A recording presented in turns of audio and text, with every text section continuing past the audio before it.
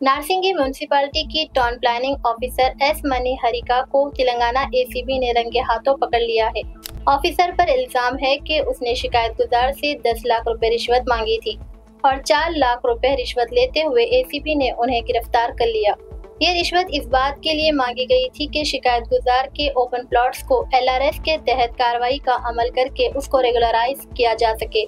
फिलहाल रिश्वतखोर officer ACB की कस्टडी में है और आगे की तहकीकात जारी है। नमस्ते, नेनु Gangasani Sridhar, DSP anti corruption bureau Hyderabad city. Actually మాకు వారం రోజుల క్రితము ఒక కంప్లైంట్ వచ్చేది। ఇక్కడ మంచిరేవుల నివాసి ఒక 1000 గజాలు ఎల్ఆర్ఎస్ కోసం అప్లై చేశాడు। ఇక్కడ ఎల్ఆర్ఎస్ ఫీజు కూడా కట్టాడు ఆల్రెడీ। తర్వాత రోజు ఇక్కడ పిలిపిస్తున్నారు। అతను ఒక టౌన్ ప్లానింగ్ ఆఫీసర్ మణిహారిక అని చెప్పేసి ఆమె ఒక 5 లక్షల రూపాయలు డిమాండ్ చేశారు। డిమాండ్ చేస్తే అతను అంత ఇచ్చుకోలేను అది అంటే ఆఖరికి దాన్ని 4.5 లక్షల రూపాయలుగా కుదించారు।